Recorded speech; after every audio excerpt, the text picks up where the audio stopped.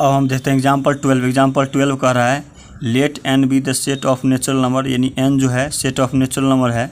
Define a real valued function f is such that N to N का मतलब ये हुआ कि रिलेशन जो बन रहा है वो एन से एन की ओर बन रहा है, यानी नेचुरल नंबर से नेचुरल नंबर की ओर बन रहा है। यानी एन टू एन का मतलब होता है नेचुरल नंबर से नेचुरल नंबर की ओर बन रहा है। यानी ये एन बनेगा, ये भी एन बनेगा, इसका रिलेशन एन से एन की ओर बन रहा है। बोला कि by f of x equal to 2x + 1, हमें रिलेशन हमें ये दिया हुआ है f of x equal to 2x + 1 हमें दिया हुआ है ये रिलेशन हमें। बोला कि using this definition complete the table given below. बोला कि इसको यूज करके एन से एन नेचुरल नंबर बन रहा है रिलेशन, और इस इक्वेशन को यूज करके हमें बोला है इस टेबल को कंप्लीट करो। जैसे हमें x का वैल्यू दिया है 1 2 3 4 5 6 7 हमें दिया हुआ है, तो हमें बोल रहा है कि f(1), f(2), f(3), f(4), f(5), f(6), f(7) का वैल्यू क्या होगा। 1 पर f(1) का वैल्यू क्या होगा, 2 पर f(2) का वैल्यू क्या होगा, ये हमें पुट करना, ये बोल रहा है हमें निकालने के लिए। तो हम क्या करेंगे, x का वैल्यू इसमें पुट करते जाएंगे और उस पर हमें y यानी उस पर हमें f(x) का वैल्यू मिलता जाएगा। तो हमें यही बोला है कि टेबल को कंप्लीट करो, इस टेबल ये जो भी है टेबल इसको कंप्लीट करो। तो हमें जब हम x का वैल्यू हम यहाँ पर क्या दिया हुआ है, इक्वेशन हमें दिया हुआ है f(x) इक्वल टू 2x + 1 हमें ये दिया हुआ है। तो जब हम x इक्वल टू 1 रखते हैं तो f(1) क्या हो जाएगा, x इक्वल 2 × 1 + 1, 2 को 1 से मल्टीप्लाई करेंगे क्या होगा 2 होगा, और +1, 2 और +1 क्या हो गया 3 हो गया। यानी f(1) का वैल्यू क्या हुआ 3 हुआ। बहुत ही आसान है, कितना सिंपल है, ये तो चुटकी में बन जाएगा। ये तो 3 यहाँ रख देंगे, f(1) का वैल्यू 3 हो गया। उस तरह से ये वैल्यू x का वैल्यू रखते जाओ निकलता जाएगा। बहुत ही आसान है, सिंपल है। f(x) का वैल्यू हम 2 पुट करेंगे, अगर तो 2 पुट करेंगे तो f(2) कितना हो जाएगा 2 × 2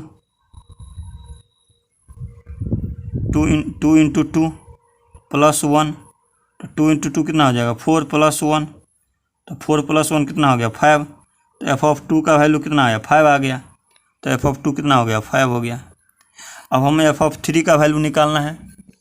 f(3) का वैल्यू, तो f(3) 2 × x की जगह पे 3 रखेंगे +1, तो 2 को 3 से मल्टीप्लाई करने क्या होगा 6 + 1, तो f(3) का वैल्यू क्या हो गया 6 + 1 7 हो गया। तो f(3) का वैल्यू क्या हो गया 7 हो गया। उस तरह से अगर हम f(4) रखते हैं, f(4) क्या हो जाएगा 2 × 4 + 1, 2 × 4 + 1 हो जाएगा। तो हम जैसे हम यानी x यहाँ पर 3 रखे, x बराबर यहाँ पर 4 रखे हैं, तो ये नहीं होगा। f(4) क्या हो जाएगा 2 × 4 क्या हो जाएगा 8 + 1, 8 + 1 कितना हो गया 9। तो f(4) का वैल्यू क्या आ गया 9 हो गया। तो f(4) हो गया 9। उस तरह से हम f(5), f(6), f(7) निकाल लेंगे। f(5) निकाल लेंगे कैसे, f(5) क्या है 2x + 1, 2 × 5 + 1, 5 × 2 = 10 + 1 क्या हो जाएगा 11। तो f(5) कितना हो गया f(5) 11 हो गया। तो ये f(5) 11 रख दो। फिर इसके बाद f(6) कितना हो जाएगा 2 × 6 + 1, 6 × 2 = 12 + 1, f(6) कितना हो गया 13 हो गया। तो यहाँ पर 13 हो जाएगा। अब f(7) बोल रहा है, f(7) क्या हो जाएगा, यहाँ पर हम x = 5 रखें, यहाँ पर x = 6 रखें, तब यहाँ x = 7 रखें, तब f(7) क्या हो जाएगा 2 × 7 + 1, 14 + 1, तो f(7) कितना हो जाएगा 14 + 1 क्या हो जाएगा 15। तो f(7) कितना आ गया 15 आ गया, 15 आ गया। तो इस तरह से हमारा एग्जाम्पल 12 बहुत ही सिंपल था, बस हमें x का वैल्यू पुट करना था, f(x) का वैल्यू निकल गया। तो इस तरह से हमारा एग्जाम्पल 12 कंप्लीट हो गया। हेलो गाइज, अब हम देखते हैं एक्सरसाइज 2.3 का एग्जाम्पल 13 कह रहा है कि हमें ये फंक्शन हमें दिया हुआ है f(x = x²), इसको बोलते हैं क्वाड्रेटिक फंक्शन। हमें ये एग्जाम्पल 13 में ये हमें फंक्शन दिया हुआ है, इसका बोल रहा है कि ग्राफ, डोमेन और रेंज हमें निकालो। तो ये हमने बता दिया हूँ किसमें, पार्ट 2 में सम फंक्शंस एंड देयर ग्राफ्स में हम पार्ट 2 जो लिखा हुआ है, इसके पीछे जो हमने पीछे लेक्चर में हमने बताया हूँ सम फंक्शंस एंड देयर ग्राफ्स, जो पार्ट 2 का करके एक लेक्चर है, वो जाके देख सकते हो। उसमें जो है हमने f(x = x² का ग्राफ, डोमेन और रेंज हमने निकाला हूँ बढ़िया से। तो एग्जाम्पल 13 वहाँ से हमें पूरी तरह से बन जाएगा। ठीक है, उस तरह से एग्जाम्पल 14 का में बोल रहा है कि f(x = x³ का डोमेन, रेंज और ग्राफ बोल रहा है निकालने के लिए। तो वही पार्ट 2 में मैं सोल्व किया हूँ, इसको बोलते हैं क्यूबिक फंक्शन बोलते हैं। ये पूरी तरह से हमने पार्ट 2 में अच्छे से बताया हूँ। इसका डोमेन, रेंज और ग्राफ कैसे बनेगा पार्ट 2 में मैं अच्छे से बताऊँ। तो जो concept some functions and their graphs का जो कंसेप्ट नहीं पढ़ा है, वो जाके देख सकते हो पार्ट 2 में। सम फंक्शंस एंड देयर ग्राफ्स करके पार्ट 2 में लिखा हुआ है, इसमें पूरे अच्छे से बताया हूँ 13 और एग्जाम्पल 14। उस तरह से एग्जाम्पल 15 भी मैं f(x = 1/x) का बोल रहा है कि ग्राफ बनाने के लिए, f(x = 1/x) का ग्राफ, डोमेन और रेंज बोल रहा है निकालने के लिए। ये जो फंक्शन होता है इसका नाम है रेसिप्रोकल फंक्शन। ये जो रेसिप्रोकल फंक्शन है इसको पार्ट 3 में मैं बताया हूँ सही से, इसका ग्राफ, डोमेन और रेंज अच्छे से बताया हूँ। तो एग्जाम्पल 15 वहाँ से देख सकते हो। ये तीनों एग्जाम्पल पार्ट 2 और पार्ट 3 में तीनों एग्जाम्पल मैं अच्छे से बताया हूँ, तो इसको अच्छे से देख सकते हो जाके वहाँ से एग्जाम्पल 13 और एग्जाम्पल 14 और एग्जाम्पल 15 पूरे अच्छे से समझ में आ जाएगा। मैंने अच्छे से समझाया हूँ मैंने, और या नहीं तो हम इसको डिस्क्रिप्शन में डाल दूँगा, डिस्क्रिप्शन में जाके देख सकते हो। ये एग्जाम्पल 13, 14 और 15 का ये तीनों डाल दूँगा, इसमें जाके समझ सकते हो। अब मैं स्टार्ट करता हूँ एग्जाम्पल 16। ये तीनों एग्जाम्पल मैं डिस्क्रिप्शन में डाल दूँगा, इसको देख सकते हो जाके। सम फंक्शंस एंड देयर ग्राफ्स है, पार्ट 2 करके और पार्ट 3 करके है, ये करके है। तो हम देखता हूँ एग्जाम्पल 16। एग्जाम्पल 16 कह रहा है कि late f(x = x² and g(x = 2x + 1) है बी 2 रियल फंक्शंस।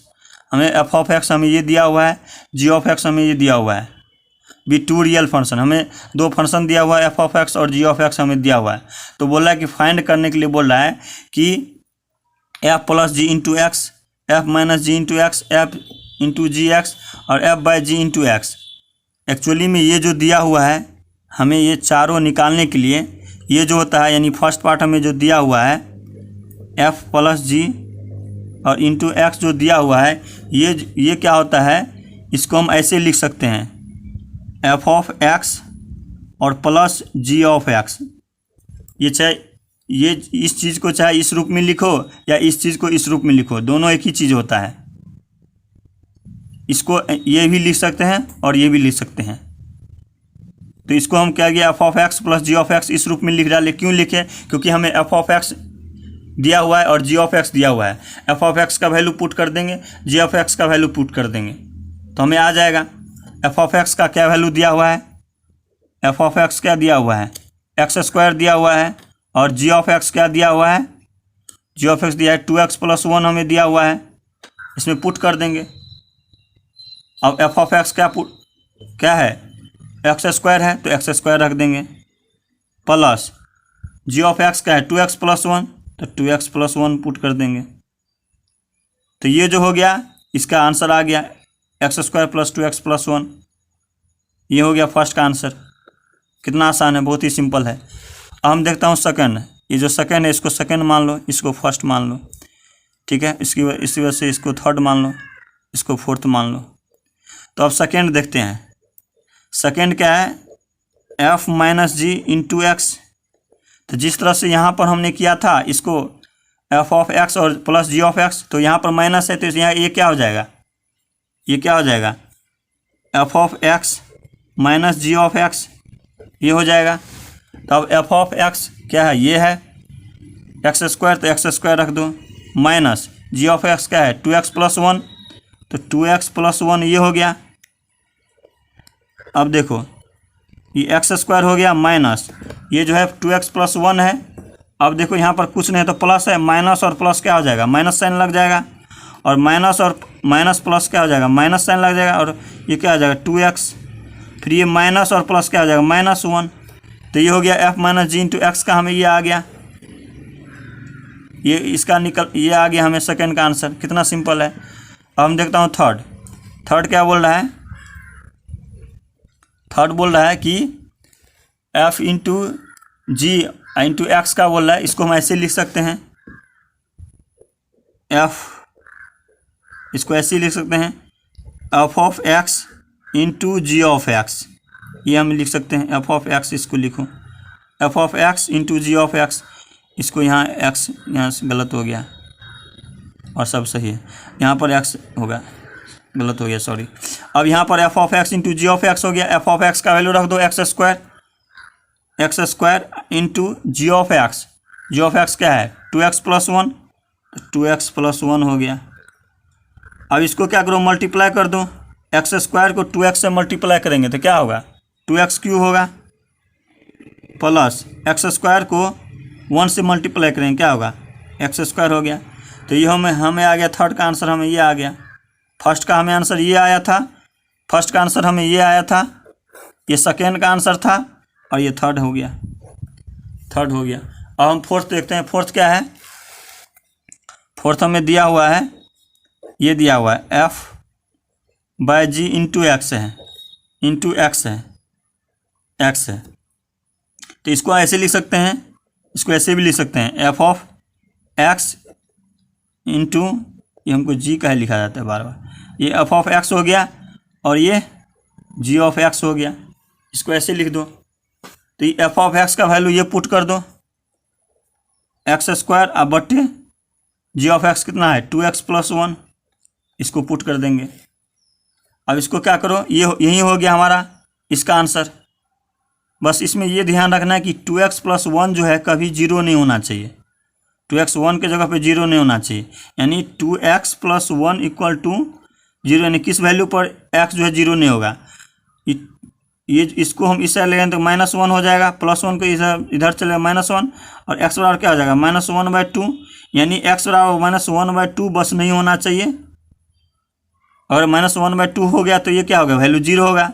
और जब कोई भी रहता है नंबर और उसके डिवाइड में अगर जीरो होता है तो अनडिफाइंड हो जाता है। तो हमें ये हो गया, इसका आंसर ये हो गया। बस ये है कि x जो है -1/2 यहाँ वैल्यू नहीं होना चाहिए।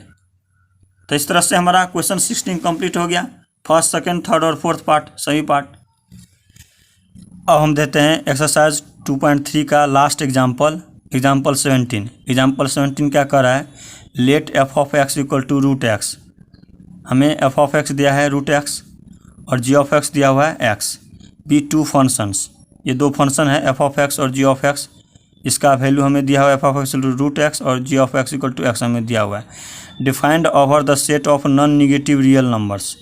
यहाँ पर नॉन निगेटिव का मतलब क्या होता है, नॉन निगेटिव का मतलब ये हुआ, निगेटिव मतलब क्या होता है, निगेटिव माने -1 -2 -3, और नॉन का मतलब क्या हुआ कोई नहीं निगेटिव, निगेटिव मतलब निगेटिव वैल्यू, और नॉन मतलब कुछ नहीं, कोई निगेटिव वैल्यू नहीं। इसका मतलब क्या हुआ पॉजिटिव वैल्यू, यानी सभी रियल नंबर जो होगा पॉजिटिव वैल्यू होगा, इसका मतलब ये हुआ। तो हमें f ऑफ x और g ऑफ x हमें दिया हुआ है दो फंक्शन। तो हमें बोल रहा है फाइंड करने के लिए क्या बोल रहा है कि ये पार्ट हमें बोल रहा है, ये एक ये और एक ये बोल रहा है, यानी चारों हमें पार्ट निकालना है। ठीक है, तो सेम क्वेश्चन जैसा हम एग्जाम्पल 16 बनाए थे, सेम क्वेश्चन ये एग्जाम्पल 17 है, कोई अंतर नहीं है। जैसे f ऑफ x उसमें भी दिया था, g ऑफ x उसमें भी दिया था, सेम क्वेश्चन उसमें भी पूछा था, इसमें भी सेम क्वेश्चन वही है जैसा उसमें पूछा था। तो सिंपल है, बहुत ही आसान है। f ऑफ x और g ऑफ x का वैल्यू पुट करते जाएंगे, प्लस माइनस मल्टीप्लाई है और डिवाइड है, रखते जाएंगे, आ जाएगा वैल्यू। तो देखो यहाँ पर कैसे करेंगे। f ऑफ x क्या दिया हुआ है √x, ये दिया हुआ है, और g ऑफ x क्या दिया हुआ है, g ऑफ x क्या दिया हुआ है, g ऑफ x हमें x दिया हुआ है। अब हमें फर्स्ट पार्ट निकालना है। फर्स्ट पार्ट क्या है, f plus g into x ये दिया हुआ है, अब देखो इसको ऐसे लिख सकते हैं, f of x plus g of x. अब एफ ऑफ एक्स का वैल्यू पुट करो, एफ ऑफ एक्स का वैल्यू क्या है root x plus g of x का वैल्यू क्या है एक्स। तो हम ये फर्स्ट पार्ट आ गया, फर्स्ट पार्ट। हम सेकंड पार्ट निकालते हैं। सेकंड पार्ट क्या है, जैसे यहाँ प्लस है इसके जगह पर माइनस है, बस कुछ नहीं अंतर है, एफ माइनस जी इंटू एक्स ये है, कुछ नहीं अंतर नहीं है। तो इसको हम ऐसे लिख सकते हैं, f of x minus g of x. F of x का वैल्यू क्या है रूट एक्स और minus g of x, x क्या है ये। तो हमें सेकेंड पार्ट आ गया, फर्स्ट पार्ट ये आया, सेकेंड पार्ट ये आया। फर्स्ट पार्ट ये हुआ, सेकेंड पार्ट ये हो गया। अब हम देखते हैं थर्ड पार्ट। थर्ड पार्ट है क्या दिया हुआ है, एफ इंटू जी इंटू एक्स ये दिया हुआ है। इसको हम ऐसे लिख सकते हैं, f of x plus g, plus नहीं क्योंकि ये मल्टीप्लाई में है तो ये मल्टीप्लाई का साइन होगा, इंटू जी ऑफ एक्स, ये मल्टीप्लाई का साइन है। अब देखो यहाँ पर एफ ऑफ एक्स का वैल्यू पुट कर दो, इसमें कितना है रूट एक्स है तो रूट एक्स पुट कर देंगे, इंटू जी ऑफ एक्स कितना है एक्स है। अब देखो इसको यहाँ या चाहे इसको ऐसे ही छोड़ सकता है एक्स रूट एक्स, इसको ऐसे भी छोड़ सकता है या नहीं तो इसको ऐसे भी लिख सकता है। इसको जो है कुछ नहीं पावर में तो यहाँ 1 है, इसको है ऐसे लिख सकते हैं एक्स का पावर 1/2। कोई भी रहता है जैसे मान लो कुछ भी हो, जैसे वो रूट में वाई हो, रूट में जेड हो, कुछ भी हो, तो ये जो है रूट जैसे होता है तो इसको हम रूट को हटाते हैं तो पावर में 1/2 हो जाता है। जैसे रूट जेड है तो जेड लिख देंगे और रूट को हटाएंगे तो 1/2 हो जाएगा। रूट को जैसे हटाते हैं तो पावर में 1/2 लग जाता है।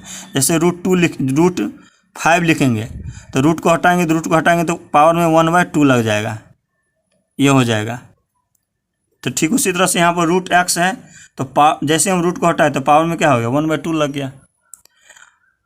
तो अब इसको आप क्या करो, एक फार्मूला है जो है क्लास 9 10th में बेसिक फार्मूला है। क्या है फार्मूला, ए का पावर m इंटू ए का पावर n होता है। तो फार्मूला क्या होता है, ए का पावर m इंटू ए का पावर n फार्मूला होता है। तो क्या होता है, ए का power m plus n formula होता है। तो ये वाला फार्मूला इसमें लगा देंगे। अब ए की जगह पे क्या है x है तो x रख देंगे, और m की जगह क्या है 1 है, प्लस n की जगह क्या है 1/2 है। तो इसको जोड़ दो, क्या हो जाएगा x, इसको जोड़ोगे तो कितना हो जाएगा, ये 2 प्लस 1 तो क्या हो गया x का पावर 3/2। तो हमें ये इसका वैल्यू आया कितना, यानी इसका f इंटू जी एक्स का वैल्यू क्या आया, x का पावर 3/2 हमें आया। तो ये हुआ थर्ड पार्ट हमें निकल गया। हम देखते हैं लास्ट फोर्थ पार्ट है, ये दिया हुआ है ऐसे, f डिवाइड में g इंटू में x दिया हुआ है। इसको ऐसे लिख सकते हैं, f ऑफ x डिवाइड में g ऑफ x। अब f ऑफ x क्या दिया हुआ है, ये रूट एक्स, तो रूट एक्स लिख दो बटे g of x। g of x क्या है x है तो x रख देंगे। चाहे तो इसको ऐसे भी रख सकता है या इसको ऐसे भी बदल सकता है। यहाँ बोले हैं जब भी रूट में x होगा इसको ऐसे लिख सकते हैं, x के में पावर में लिख दो 1/2, ऐसे लिख सकता है। ऐसे जब भी हम रूट रहता है कोई भी नंबर का तो x में पावर में हो जाता है 1/2, ये क्या हो जाएगा 1 हो जाएगा। इसको जो है हम इस x को हम ऊपर ले जाएंगे तो x 1/2 हो जाएगा, और इंटू में x का पावर में -1 हो जाता है।